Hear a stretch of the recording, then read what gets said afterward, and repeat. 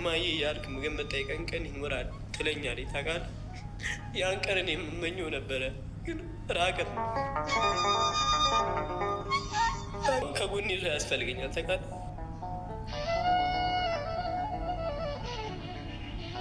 ካሁን በኋላ ላገኝ አልችልም፣ ስራ ወደ ሌላ ቦታ ሊሄድ ነው ብላ ነገረች። እማ እኔ ደግሞ እንደዛ ስትለኝ ታውቃለህ፣ ሌላ ቦታ ድጋሚ የምትሄጂው እኔን ምን አድርገሽ እንውላለሁ? ማይ እኔ ደካማ ነኝ እያልኩ በሷ ነው ማለቅሰው። ለሌላ ለማንም አላለቅሰም፣ አልነግርም። ችግሬንም ቀርጌ ነው በቃ ማለቅሰባል።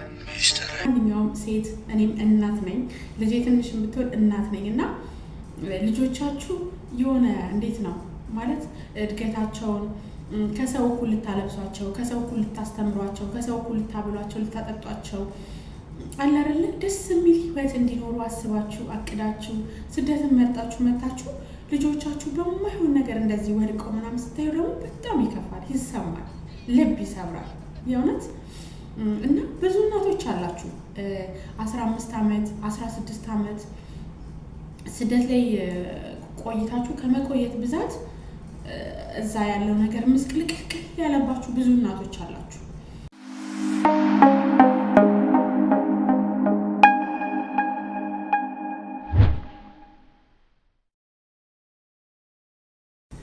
ሰላም ሰላም ሰላም! ውድና የተከበራችሁ የማርካን ቲዩብ ተከታታዮች እንዴት ናችሁ? አላችሁልኝ?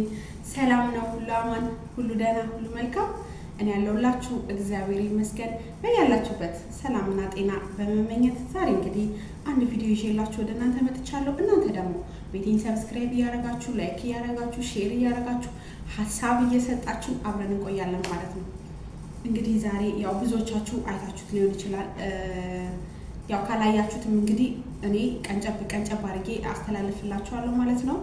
ለብዙ ስደት ላይ ላለን እህቶች ተምሳሌት እናም ደግሞ ብዙዎቻችን ያልተናገርነው ያላወጣነው ሀሳባችን፣ ጭንቀታችን ስደትም ላይ ለካ እንዲህ አይነት ነገር አለ እንዴ ብለን እንድናስብ ያደረገችን አንድ ታሪክ እያሳየችን አንደታችን አለች። እውነት ለመናገር ታሪኩን ሳየው በጣም የምሬን ነው የምላችሁ፣ ማንኛውም ሰው ሳያለቅስ የማያየው ታሪክ ነው። እስኪ ሄታችሁት እንመለስ። ነገር ለገንዘብ አልፈልግም። ምን አፈርም ግጭም ቢሆን ሰናት አልወራታለሁ። ግን የእናት ፍቅር አጥተው ታውቃለህ።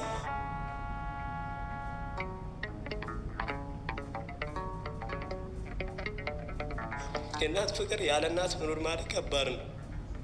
እናቴን ሳላት አስብ 10 ዓመት ማለት ቀላል አይደለም።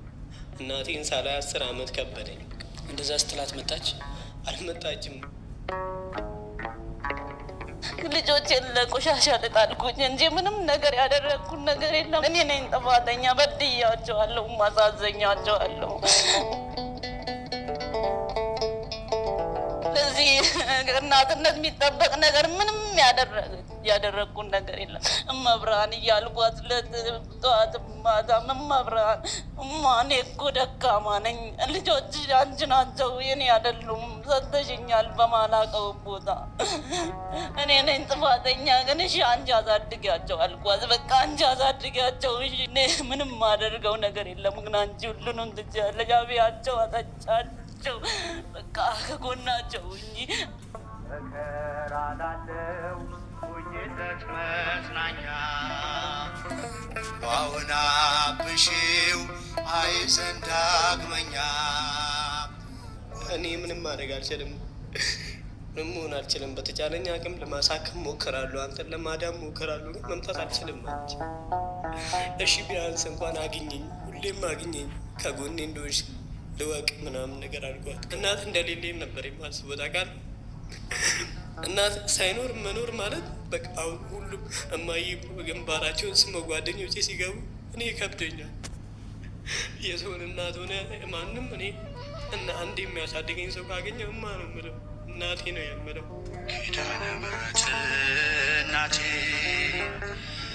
እማዬ እኔ ደካማ ነኝ እያልኩ በሷ ነው ማለቅሰው። ለሌላ ለማንም አላለቅሰም፣ አልነግርም። ችግሬንም ቀርጌ ነው በቃ ማለቅሰባት። ሚስጥረኛ ጓዳዬ ሌላ ማንም ማለቅሰው የለም። ማለቅስም ባነባም ለሷ ነው የምናገረው። የስደት ስንቄ እሷ ነች። የት ሄዳለሁ አልልም ሲከፋኝ ኪዳነ ምሕረት ማንም ጋር ሄደው ሲያበሉኝ ሲያጠጡኝ እናቴ ነበር የምለው። በቃ እናቴ ያለ እናቴ ምኖር ይመስለኝ ነበር። ምን አውቃለሁ የሰው ሀገር እናቴ ሙታ ራሱ ቢሆን ምን አውቄ ነው ወይ ምኖረውን ነበር። አንቺን ብቻ አንዴ በአይኔ አግኝቼ እናቴ እያልኩኝ ግንባርሽን ልሳ አንቺን ብቻ ላግኝሽ፣ አንቺን ብቻ እኔ የለኝ ነው በቃ ምንም ነገር እኔ አልፈልግም፣ አንቺን ማግኘት ብቻ ነው። እሷ ደግሞ በዛን ሰዓት ላይ እኔ መምጣት አልችልም ልጄ 10 ደቂቃ ለማትሞላ ሰዓት አውርቻት ምን አይነት ደስታ እንደነበረኝ አስብ እኮ። በአካል ደግሞ የማገኛት ሆኖ ቢሆን ደግሞ በቃ ምንም አልተሰማኝም። በቃ ምንም እኔ የእሷ መምጣት ብቻ ነበር ይሰማኝ። ከዛ እሷ እኔ ምንም የተቻለኝን ነገር አደርግልሃለሁ በምንም ማለች። ስሟን ጠርቼ ማውጣት ምንም አቅም የለኝም። ለዛ ስም ብል ይሻለኛል። ስለ እሷ ተናግሬ የማውጣት አንደበት የለኝም። እንባዬ ቀድሞ ዝም አልኩኝ ሳልነግርሽ ስለምታውቂ ኪዳነ ምሕረት እናቴ። አንድ ቀን አንተ እንደዚህ ወዲህ ወጥተህ የገባህ ደስተኛ ሆነህ እየሳምከኝ እማዬ እያልክ ምግብ መጠይቀን ቀን ይኖራል ትለኛለች። ታውቃለህ ያን ቀን እኔ የምመኘው ነበረ፣ ግን ራቀኝ በጣም ብዙ ቀን ማለት በቃ ተስፋዬ ጠፋ ማለት። አሁን ላይ አድጌያለሁ። ያኔ ልጅ ስለነበርኩ የሆነ ነገር ይሸውደኛል። አሁን ግን አድጌያለሁ። አሁን ከጎኔ ሰው ያስፈልገኛል። ተቃል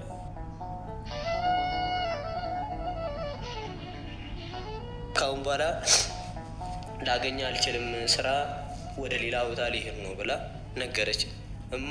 እኔ ደግሞ እንደዛ ስትለኝ ታውቃለህ ሌላ ቦታ ድጋሚ የምትሄጂው እኔን ምን አድርገሽ እንውላለሁ። አሁንም በስልክ ምንም ቢሆን እኮ በስልክ ራሱ ባገኘ ሁሌም ደስተኛ ነበር። እኔ ስልክ ምን ያደርግልኛል አንቺን ካላገኘሁ ለምን ስልክ ትልኪልኛለች ይቅርቤ ምናምን ነገር አልኳ። ከዛ ከስልኩ በኋላ ምናምን ማውራት ጀመርን። ልገባ ነው ሌላ ሀገር ምናምን ትለኝ። በቃ ለካ እሷ እኔ የተጎዳው የመሰላል ነው ሳውራት፣ እሷም የተጎዳች ነበረ። ያን ያህል ዓመት ውጭ ሀገር ከሰራች ለምንድን ነው መታ ከእናንተ ጋር መኖር ማትችልም? መኖር ያልቻለችበት ምክንያት እኔ አላውቅም፣ ግን በሰው የሰማሁት ነገር ቤሩት ላይ በጣም ተጎድታለች መሰለኝ። ከነ ገንዘቡ አላባት ታውቃለህ። አባቴ አንድ ቀን አለው ፈጣሪ ያለ ቀን እንገናኛለን፣ ደስ የሚል ህይወት፣ የተከፋበትን ህይወት በሙሉ ደስተኛ አረጋለሁ ትለኛለች። ታውቃለህ አንድ ቀን አባቴ ፈጣሪ ይላል እንኳን ቀን እንቀየራለን። እኛም እንደ ሰው ልጅ ቡኔ ማለት ሰው ራሴን የማክበት ሰዓት ደርሷል። ልቡኔ ሁሉም ነገር ያውቃለሁ፣ አይምሮዬም የሚያገናዝብበት ሰዓት ደርሷል። ግዴታ በዚህን ሰዓት የራሴ ህይወትና ምንም ሆነ ምንም የሆነ ነገር ይዤ መገኘት አለብኝ በማለት መትጋት ጀምሩ። ግን አልሆን አለኝ። በቃ ሰራለሁ ያው ነው ከጎሮ አያልፍም። የሆነ ነገር ሳረግ በቃ አልሆን አለኝ። ታውቃለህ ሱስም አለ ምን አለ አልሆን አለኝ። ግራ ገባኝና እንዲህ ያው እንዳልኩት እናቴ ግን እዛ ማን አላት ከማስለቅሳት ከማስከፋት ብዬ በቃ የማውራት እድሉን ራሴ ያጠፋል።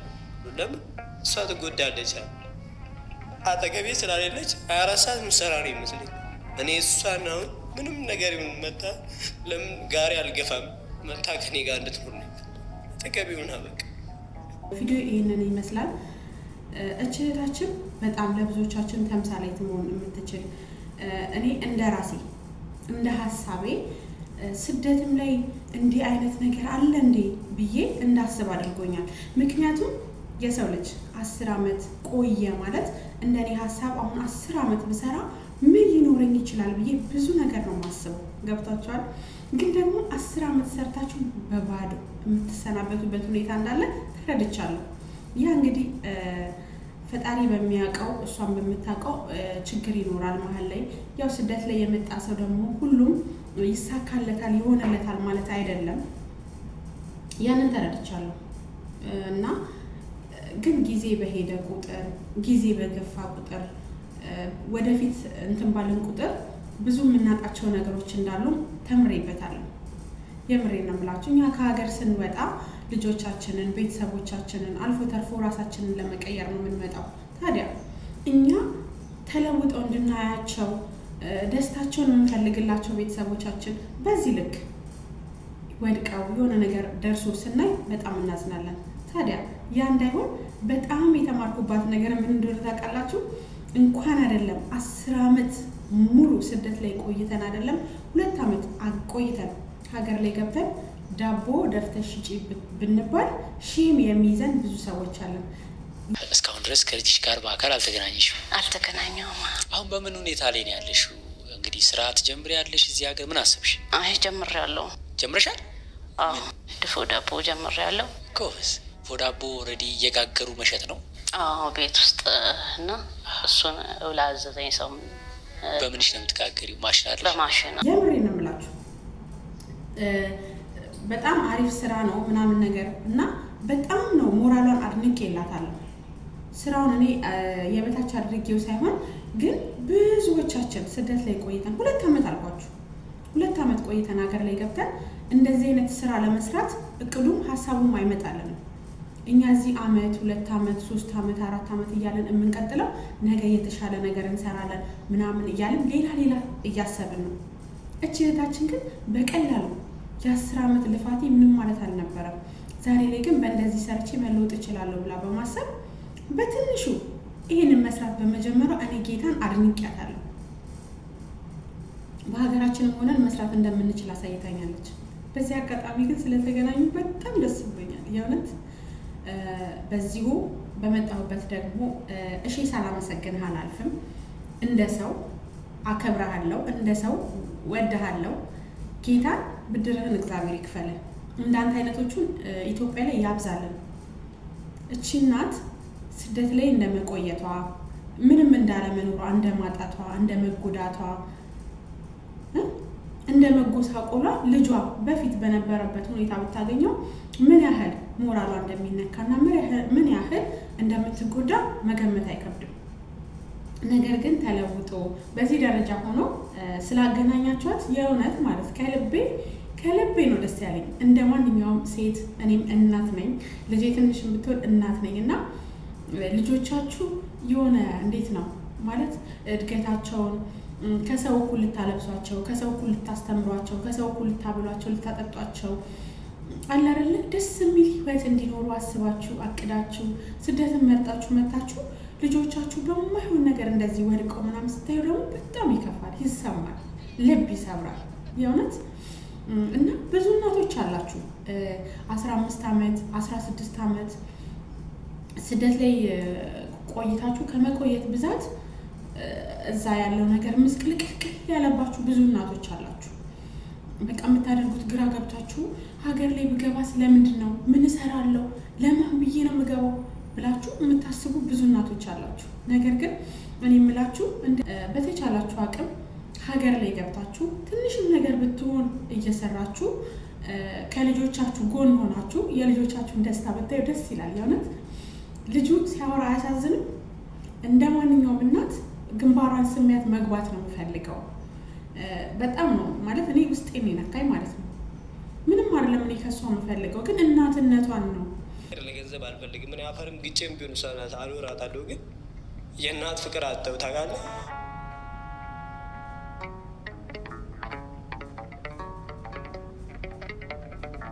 የእናት ፍቅር ያለ እናት መኖር ማለት ከባድ ነው። እና እኛ ግን እዚህ ጋር የሚመስለን ምንድን ነው እኛ ብዙ በቆየን ቁጥር የሚፈልገውን ነው የምናደርግለት እንላለን። የምትፈልገውን ነገር እያረኩላት ነው እንላለን። ግን ለልጅ እንኳን አይደለም እንደሷ ሳታደርጉ አድርገን እንኳን ማለት ነው እያደረግን እንኳን ልጅ ብዙም ደስተኛ አይሆንም። ምክንያቱም ከምንም በላይ የእናት ፍቅር ይፈልጋል፣ የአባት ፍቅር ይፈልጋል ልጅ እና በተቻላችሁ አቅም እንደዚህ ብዙ ቆይታችሁ ምን ይዤ ነው የምገባው፣ ገብቼስ ምንድን ነው የማደርገው፣ ምንድን ነው የምሰራው፣ አንዴ እዛ ያለው ነገር ተመሰቃቅሎብኛል ብላችሁ ያሰባችሁ እናቶች ካላችሁ በተቻላችሁ አቅም ሀገር ላይ ገብታችሁ አሁን ቴክኖሎጂ ተራቋል የእውነት በቃ ማለት የፈለጋችሁትን በያችሁ ልክ እንደሷም ቢሆን በቃ የሆነች ትንሽ ስራ ሰርታችሁ ከልጆቻችሁ ጎን ሆናችሁ ለልጆቻችሁ ፍቅር ስጧቸው። የእውነት እንደኛ አሁን ህፃን ሆነው ገና ራስ ሆነው ሳያውቁ መጥተው አሁን እኔ እናትሽ ነኝ ሄሎ ስትሉ እንኳን የማያናግሯችሁ ብዙ እናቶች አላችሁ። እና የዚህን ያህል እየረሱን ነው የሚሄዱት። እየረሱን ሲሄዱ እሱ አድጎ ስለመጣች ነው። እኛ ህፃናት ትተን የመጣ ነው። ግን ጊዜ እያስቆጠርን በሄደ ቁጥር አመት 2 አመት እየጨመረ በሄደ ቁጥር እየረሱን በፊት ላይ እማ ምናምን የሚሏችሁ ራሱ አሁን ስልክ ስታወሩ ሰው በሚጠራችሁ ነው የሚጠራችሁ፣ እማ ቀርቶ ማለት ነው። እና ያን እናንተ እየተሰበራችሁ ትሄዳላችሁ። እንደነገርኳችሁ ለእኛ የሚመስለን ወይም የሚሰማን የሚፈልጉትን ማድረጋችንን ነው። ግን የሚፈልጉትን ማድረጋችንን ፍቅር ሰጠናቸው ማለት አይደለም። ስለዚህ በጣም እኔ ብዙ ነገር ተምሬባታለሁ። በዚሁ አጋጣሚ ጠንክሪ በርቺ እላለሁ። ልክ እንደሱ ያላችሁ እናቶች ደግሞ በሰላም ወደ ሀገራችሁ ገብታችሁ ለልጆቻችሁ ፍቅር እየሰጣችሁ ባለው ነገር እየሰራችሁ ኑሩ እላለሁ። አንቺስ እንዳትሉ። እኔ ከመጣሁ ትንሽ ጊዜ ነው ቢሆንም ግን ጊዜን ከጨረስኩኝ በኋላ መግባቴ ግድ ነው። ምክንያቱም እንዲህ አይነት ቪዲዮዎችን ሳይ ልቤ ይሰበራል እና ትንሽ የኔም እንደዚህ ማለት 3 አመት 4 አመት ምናምን በሆነ ቁጥር እንደዚህ የምሆን ነው የሚመስለኝ። ማለት በቃ እዚህ ያለውን ነገር እየተላመዳችሁ ትሄዳላችሁ። እዚህ ያለውን ህይወት እየተላመዳችሁ ስትሄዱ እዛ ያለውን ህይወት እየረሳችሁ ትመጣላችሁ። ስለዚህ እኔ የምፈልጋትን ጊዜ ከኖርኩኝ ለራሴ ብዙ አልቆይም። ያው ጥያቄው እንዳታመጡብኝ ነው ቀደም የነገርኳችሁ። እና ብዙ ጊዜ የቆያችሁ ሰዎች በተቻላችሁ አቅም ለመግባት ሞክሩ። እውነት ስደት አይሞላም። 20 አመት ብትቀመጡ የሀሳባችሁ አይሳካም። የምሬን ነው የምላችሁ። ትልቅ ቤት ልታቆሙ ትችላላችሁ፣ መኪና ልገዙ ትችላላችሁ ምናምን። ነገር ግን ያ ነገር ሁሉ የሚቆመው ብዙ ነገር አታችሁ ነው፣ ብዙ ነገር መስዋዕትነት ከፍላችሁ ነው። እና የምንሰራበት የምንንቀሳቀስበት ነገር በቃ ብቻ ሀገር ላይ ገብተን አጣን ቸገረን ብለን ሰው እጅ የማንወድቅበትን ነገር እጃችን ላይ ያዘን እውነት ብዙ ነገር አንጣ። እኔ የምለው እሱ ነው። ብዙ ነገር አንጣ። ብር አግኝተን ቤት አግኝተን ልጆቻችንን ካጣን ህይወት ምን ላይ ነው? ከባድ ነው። እና አንዴ ደግሞ ወደማይሆን ነገር ከሄዱ ልጁ የመመለስ ፕሮግራም ማለት በቃ ራሱን እግዚአብሔር ስለመለሰው ነው እንጂ ብዙ ለመመለስ የማይችሉ ልጆች በቃ አንዴ መንፈሳቸው የሆነ በቃ አይደለ ብቻ የማይሆን መስመር ውስጥ ያሉ ልጆች ይኖራሉ። እና እግዚአብሔር ሁላችንንም ያው ያሰብነው ተሳክቶ እንደዚህ ብዙ አመት የቆያችሁ ሰዎች በተለይ እውነት እኔ ሳስባችሁ ልቤ ይሰበራል ጌታ። እና ምንም የሰው ሀገር የሰው ነው። የፈለገ ብታስቡ እንትን ብትሉ አይሞላም። ከሀገራችን ስንወጣ እቅድ አውጥተን ነው የምንወጣ። 2 አመት ሰርቼ እንዲያርቅ ይመለሳሉ። ከዛ አመት እንጨምራለን። በቃ 1 አመት ጨምር እያልን 4 5 እያልን እንቀጥላለን። የዛኔ እዛ ብዙ ነገሮች እየተሰናከሉብን ይመጣሉ ማለት ነው። ያኔ ተስፋ እንቆርጣለን። ነገር ግን ተስፋ ከመቁረጥ ሀገር ላይ ገብተን ሁሉም ነገር መላበጀተን መቀመጥ ይሻላል እላለሁ። ያው እንግዲህ ሲሰማኝ ጥሩ የሚሆን መጥፎ ነገር ለእናንተ ማካፈሉ ደስ ይለኛል። ምክንያቱም ተንፈስ ስላለሁ ለዛ ነው እችን ሀሳቤን ማካፈላችሁ። ሙሉ ቪዲዮን ያላያችሁት ደግሞ ካላችሁ ዶንኪ ቲዩብ ኮሜዲያን እሸቱ ያዘጋጀው ፕሮግራም ላይ ገብታችሁ ሙሉን ቪዲዮ እንድትከታተሉት እጋብዛችኋለሁ። ብዙዎቻችሁ ደግሞ አይታችሁታል ብዬ ተስፋ አደርጋለሁ። ያው ብዙዎቻችን እንማርበታለን ብዬ ተስፋ አደርጋለሁ። በጣም ነው የምወዳችሁ፣ በጣም ነው የማከብራችሁ። እግዚአብሔር ሀገራችንን ሰላም ያርግልን። እኛም ያሰብነው ተሳክቶ በሰላም ለሀገራችን ያብቃን እላለሁ። ማሮቼ የኔ ቅመሞች በጣም ነው የምወዳችሁ። ለቤት አዲስ የሆናችሁ ሰብስክራይብ፣ ላይክ፣ ሼር እያደረጋችሁ አበረታቱኝ እና ደግሞ ሀሳብም ስጡኝ። ምክንያቱም የሰው ልጅ ሀሳብ ነው እና የሚያጠነክረው። ሀሳባችሁ እንድትሰጡኝ በታላቅ ትህትና ነው የምጠይቃችሁ። እወዳችኋለሁ። መልካም አይ